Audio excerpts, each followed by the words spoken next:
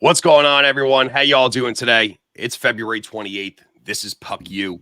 I'm Mike Burns, and I'm here with YLose Sports handicapper Les Victory. We got some hot takes today. We got some likes, some leans, some free picks all coming your way. But first, we need to recap a monster night from Les yesterday, where he guaranteed the card was going to go 4-0, and his sure as shit did. Les, what's going on, brother? How did things go last night? How did we get it all right? Well, I don't know. I don't know how we did it, but what we did was we put the work in yesterday. We did the research. We found some little loopholes that we could take an edge on, and that's what we put on the card, and it worked. The under game in the Buffalo was a little bit concerning watching that game. You know, it's 3-2 with 7 minutes left. I'm like, if Buffalo scores, I lose. If Florida scores, on the empty net, we'll take the push. But the last thing you want to do is have that 3 + 3 = 7, which messes up that undercard. So really, really good one there. Carolina, Colorado, Calgary, all hit. I watched the Calgary game, and my God, they look so lively. They have so much energy on that lineup. I looked at my wife last night and I said, how is this team not in the playoffs? Like, they have so much energy. They just outwork their opponent and they can score goals. And you got Markstrom in net, who's top of the trade bait list. If I'm Calgary, I'm clinging on to him until the guy retires. You don't need anybody else besides Markstrom. So the fact that they're not throwing him a 7-year extension at, $5.5 million or whatever it is, I don't understand that. But with that being said, off topic, but I needed to get that out there. That's been bugging me. Big night for the fam. We did lose our parlay yesterday. Tampa kind of fucked us. Vasilevsky kind of shit the bed again, which we did talk about yesterday. And I still picked Tampa +1.5 on the road. It didn't work out, but hey, we can't win the parlay every night. It's called the parlay for a reason. It's because they don't hit every night. Yeah, they fell apart in the third period for fucking sure. A lot of softies let in on Vazzy yesterday. We had some free picks over here that we were giving out yesterday that also cashed. We had a little Johnny Marchessault, anytime goal. Teased him out yesterday. He came through. In your blog, you had Tyler Bertuzzi going over 2.5 shots. He sure as shit did that one. Colorado first period for plus money. They took that down. Teased out the Nate Dogg getting a point. I mean, Nate Dogg gets a point every day. But yesterday he got 2, a goal and assist. And we missed out on a couple. We missed out on Kadri. Like you said, he had a good game yesterday. Just couldn't find the back of the net. And Matty Boldy didn't find the back of the net. But either way, we finished big time in the green. Definitely. And the last 3 nights, we've hit 14 out of 16 bets. We just hot like that, brother. Man, that's the way it goes sometimes. And sometimes it goes the other way. But you want to limit those losses. But right now we're maximizing those wins. I mean, one of the 2 that didn't hit was a Hail Mary Tyler Bertuzzi over half a point on the power play, and he scores, but on the fucking power play. So it's one of those things like, fuck. I mean, Toronto didn't have their best effort, all around. It was kind of one of those weird games where you kind of felt like a little bit of a trap spot there, even though with Vegas banged up, they are the Cup champions and they are for a reason. And Toronto just didn't really have a buzz. So listen, I learned my fucking lesson yesterday, right? No more. We were talking high about Toronto. We said, oh, they're pulling 4 lines. They're playing a great game. Fuck Toronto. Toronto doesn't know how to play a great game. As soon as we get on there, we drink the Kool-Aid. What do? They get fucking worked. So, yeah. There goes a big egg. Here's a big egg. Out of here. So this isn't for you. This is for everybody listening to this because this is fucking hilarious. So last night you texted me around fucking 10:30. Furious. You were a 10 out of 10 fucking rattled. And I'm reading your message and I couldn't help but to laugh. So what he messaged me is he was so upset that New Jersey gave up the first goal of the game, but they do it every game. I don't understand why it doesn't matter, man. For you. You're playing the Sharks. How aren't you used to this yet? It doesn't matter who you're playing. You can be playing a fucking under 10 Adam House League team, and they're still going to give up the first goal of every game. fucking bullshit. Needless to man. say, for your sake, I went to bed with a smile on my face because that made me happy to know that you were so fucking upset about this first goal thing. With that being said, I'm like, God, for his sake, I hope the Devils can fucking win. If they can't, I'm going to rip him apart on this podcast today. So I can't do that. I already got the script written for that for when it does happen. I'm going to put that on the shelf for another day. That's next game. Snuck by the Sharks 7-2 yesterday. Snuck by, yeah, in overtime. Cup hopes are back on the table in New Jersey. Yeah, sure it is. You're already fucking popping the champagne, aren't you? All right, let's get on to tonight. So we only got 2 games on the lineup, right? But honestly, man, these are some 2 fucking weird games, dude. We've been talking back and forth all day long, right? So Columbus going into MSG tonight. This line opened up with Columbus at plus 230 and the Rangers at minus 285. Over under was set at 6, but now we've seen the line move. I've seen it in some places as low as plus 200 now for Columbus and minus 250 for the Rangers. The over under has jumped up a half a point. Now, I got to be honest, dude, like when I was writing out my notes on this game, I broke 3 different pencils. I crumpled up 5 different pages of notes. I mean, I don't know what the fuck is going on. Like, yeah, of course, right? The Rangers are going to win this game at home against Columbus, right? What do you need us for? Of course that's going to happen, right? But then you start digging in a little bit deeper. Get a little bit deeper, right? Columbus just beat the Rangers and snapped their 10-game winning streak on Sunday. All right. They're 2-0-1 against the Rangers, not over the last couple years, this year.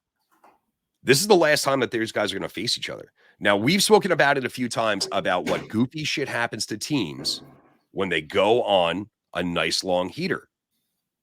Are the Rangers in a little bit of a fucking spot here, dude?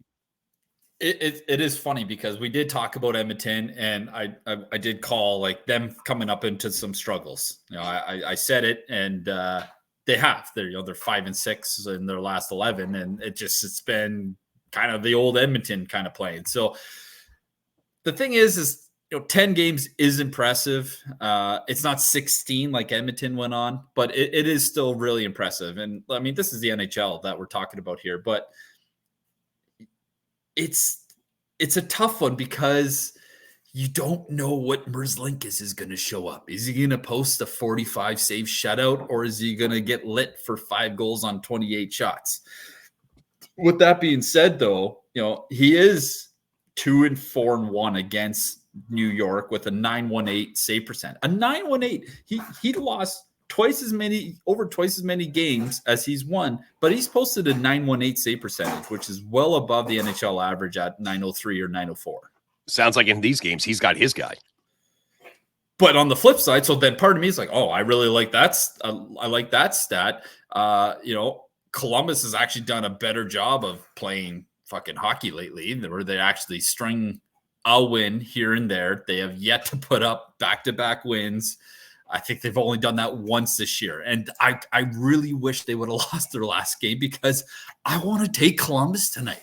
I want to take them to go into fucking MSG and fuck up the Rangers on their home turf after that long road trip, or they got beat up by them, and now that same team's coming back for more. It's one of those spots where it's really interesting. Now, from a capper perspective, we got to put our emotions aside and focus on the numbers. And one thing, if you weren't allowed to look at the money line, bet line, and you had to come to a decision on who's going to win this game, it's not a home run for New York. I mean, New York only has beaten Columbus 6 out of the last 10 times. So they're barely 500 against this team on any given day. And Columbus has beat some pretty good teams this year.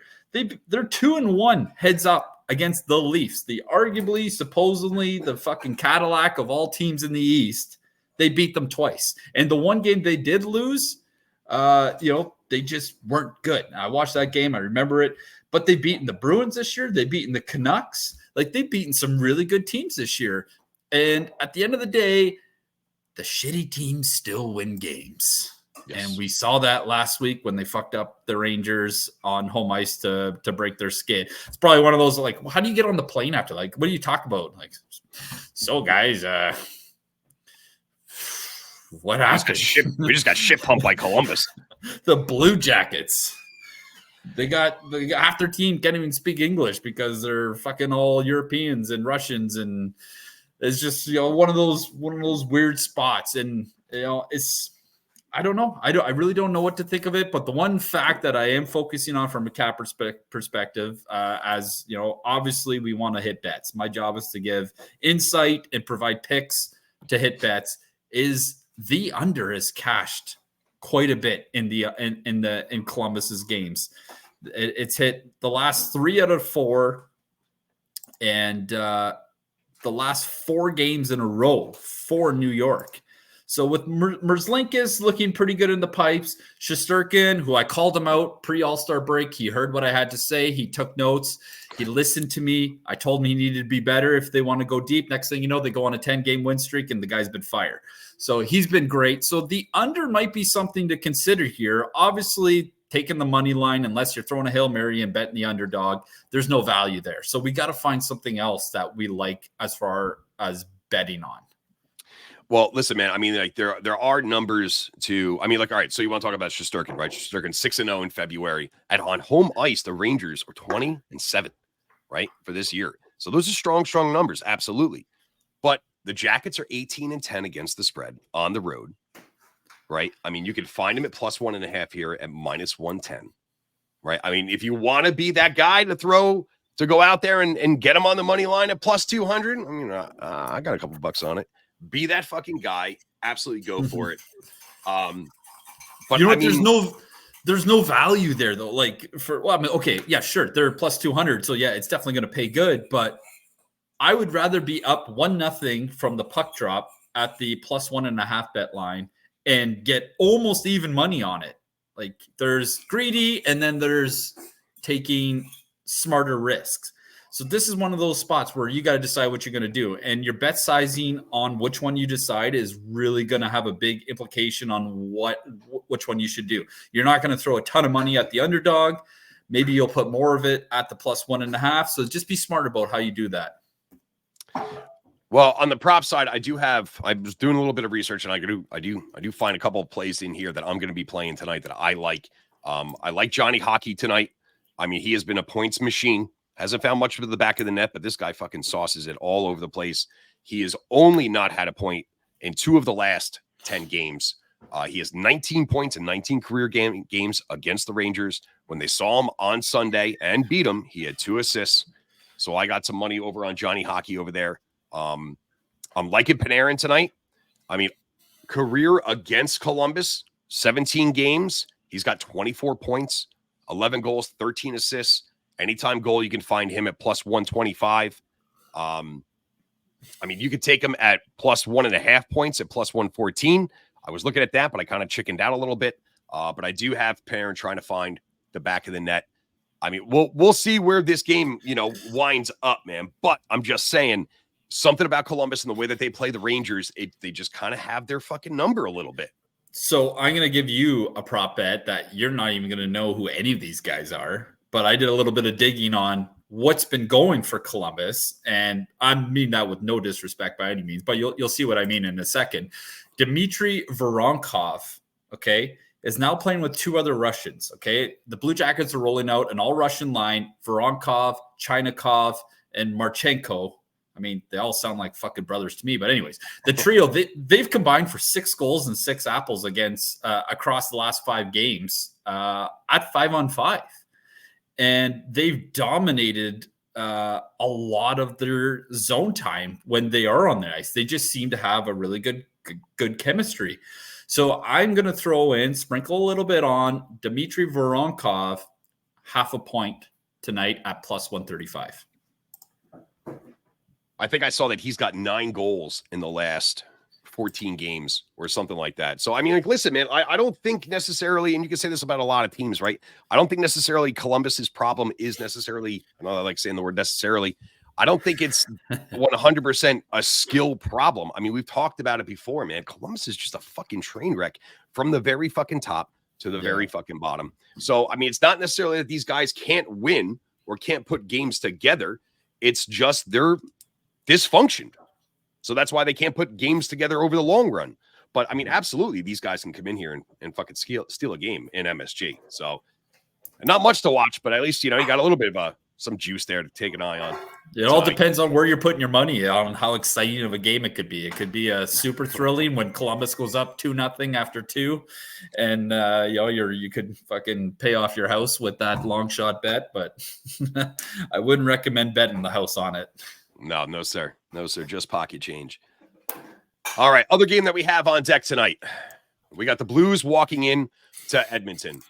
Now, this game opened up with St. Louis at plus 205 and Edmonton at minus 250, and rightfully so. I mean, the Blues have been a little bit of a train wreck lately. Edmonton, they're at home.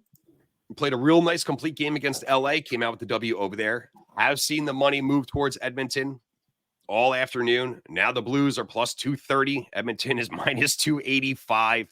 Over under at 6.5 here. I mean, like, how are you going to find any money here? Well, you're not going to find any money by betting on Edmonton on the money line. So let's just get rid of that idea altogether. And one thing that's important to note for St. Louis is, sure, they're 4-6 in their last 10, but they have had a tough fucking schedule, man. Like, they played Winnipeg, they played Toronto twice, they played Nashville, they played Edmonton, they played Detroit. Those aren't easy games to go and play, and a lot of those games have been on the road. They definitely have struggled on the road compared to what they've done at home. I mean, they're 18-8-2 at home, or sorry, 17-11 at home, but on the road they're not even 500. So they have struggled a bit on the road. I mean, it was a tough one in Winnipeg last night, but they're getting pucks to the net still. I mean, you got to give Winnipeg credit, because I think Brossoit played last night, and he's been excellent all year. Him and Hellebuck, equally could be the number one go-to guy there. So they actually outshot Winnipeg 38-32. So, it's one of those things where it could be just a matter of time till things get going again for the St. Louis Blues. I mean, the couple games before them, they got 23, 25, 21 shots. Nothing really impressive. But, is this a turning point for them where, this is a team that they're fighting for their life. If they want to get in the playoff spot, and you look at their schedule over the next 10 games, they play all top teams. I think they played the Wild 3 times, which isn't a top team, but definitely a tough customer to play against right now. They've been playing a top team lately. Absolutely. You got Boston, Edmonton. There's a lot of adversity the St. Louis team is going to face. And frankly, I think if the goaltending could be a little bit better, Binnington got lit up pretty good in at home against Detroit the other night. I like to see a good bounce back spot for Binnington here. And you see that a lot of times where goalies get the hook, and then the next night they got 42 saves. Jake Ottinger, I think he had the record last year where he had, I think it was almost the second most goalie pulls, but then on the next night he had the best save percentage than any goalie ever.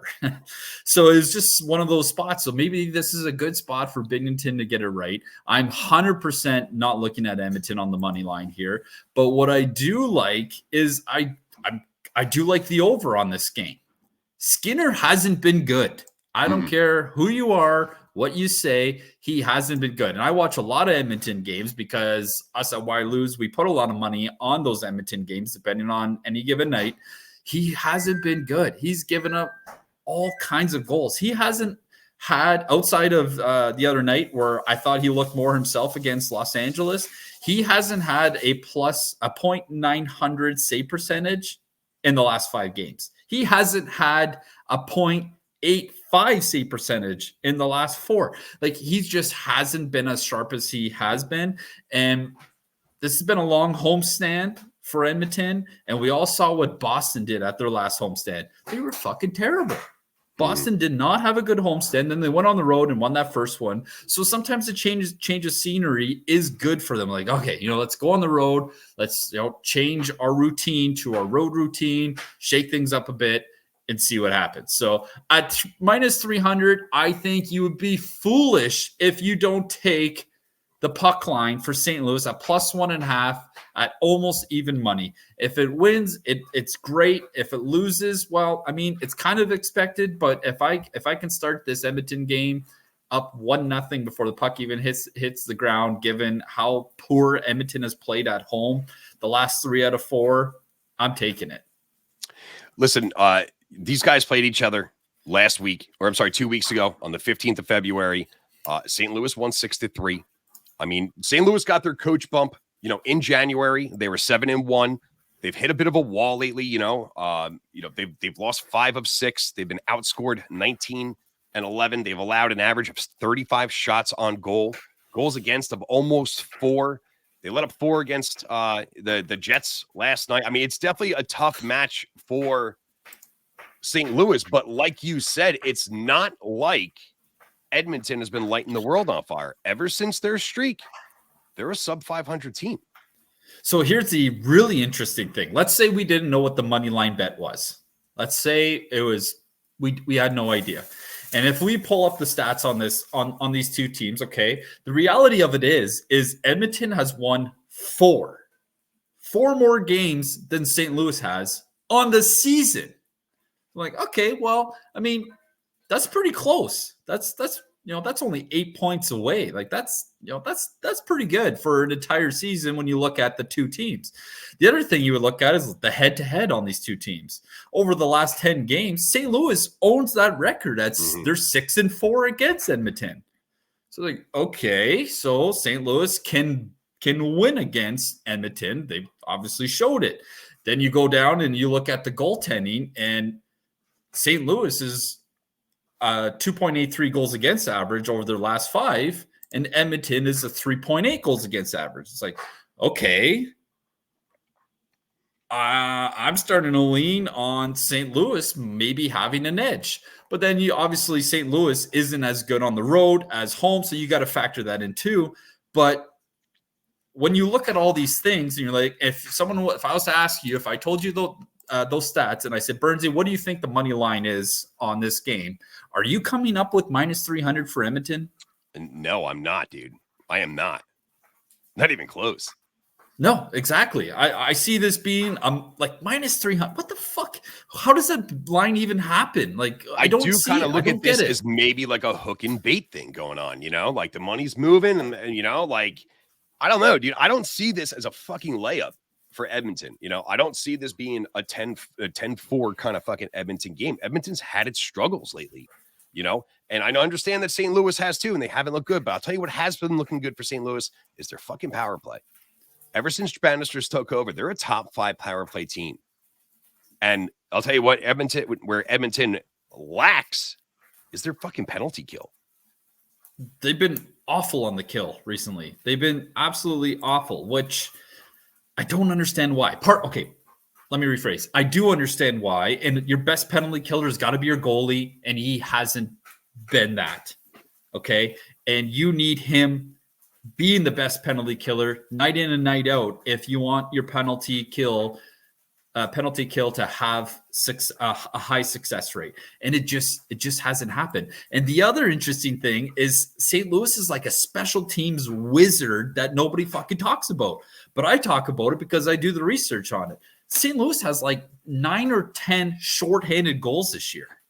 They're either first or second in the NHL or whatever. I can't remember now. They're top 3 in the NHL for most shorthanded goals, and their power play has been absolute fire recently. So take what you want from that, but I mean, the numbers don't lie. If you're good on special teams on both ends of this, you're going to get results.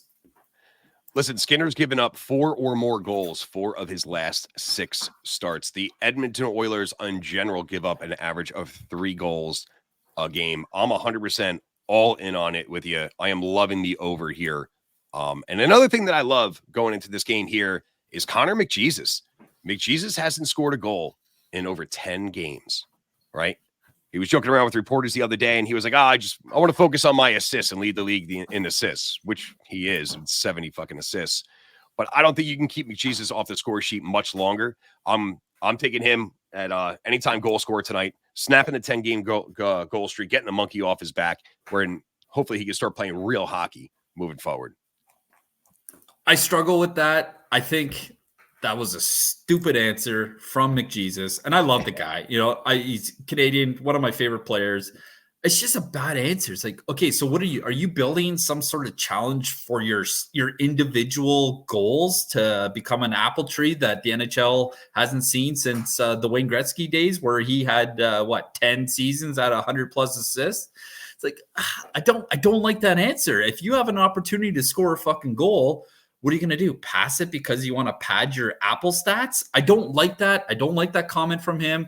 I find that's out of character for him because he's a leader. He's a leader on his team. And whether he was joking or not, I don't think he was fucking joking because the guy doesn't shoot the puck.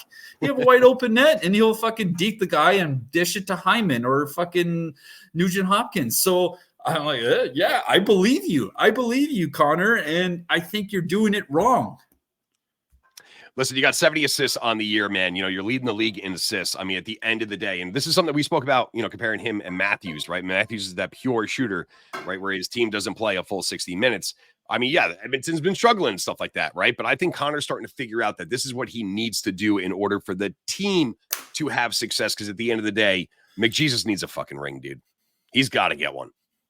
And the window is closed. It kind of reminds me of like Ovechkin back in the day, right? Like how long did Washington go where, they faced Pittsburgh in the playoffs and Crosby beats Ovechkin. And, it comes to a point where like, God, this guy could be one of the greatest goal scorers of all time. Is he really going to go his whole career without a ring? And it's safe to say that about a few guys in the NHL. You look at, McJesus and you look at Matthews. You can easily say the same thing about him. Like, this guy's complete fire. Is he really going to go his whole career getting knocked out in the first round by fucking Montreal? I'm clinging on to that because, those are my boys and I'll never forget that. And all the people whining about Corey Perry fucking hurting Tavares when he tried jumping over him and kneed him right in the face. But anyways, just my moment of fame. I'm still taking that. I'm a Habs fan by heart. What can I say? All right, guys, that's going to do it for us for today. We'll be back tomorrow. A bunch of games on the schedule tomorrow. I think what do we got? We got 9 games on the schedule. 12 games. Les is going to cover all 12 games for you tomorrow. No, we're just going to pick the best ones. We're going to take into them for you.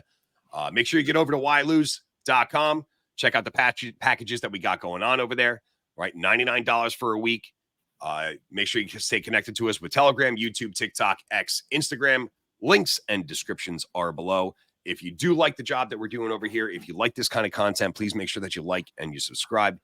Tell your friends about us. Get the word going over here. We're making some money. We're here for you. Do what you guys can do for us. Tomorrow we are definitely putting a guarantee on the card. Okay, so if you want to play, I told you guys you should have played yesterday, and we swept the board minus the parlay.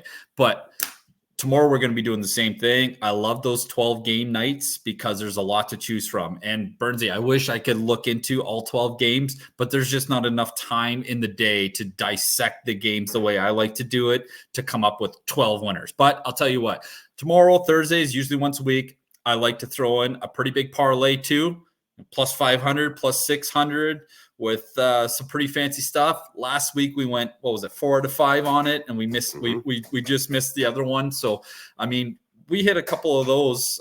Typically, maybe once a month or something. The bigger ones, they are harder to hit, obviously, but when they do hit, it's a lot of fun. So tomorrow, guarantee on the card, 4-0 guarantee, and we're gonna put together a pretty big parlay to hit. So if you want to play tomorrow, you get the day pass, but the guarantee is only going to apply to the week pass tomorrow.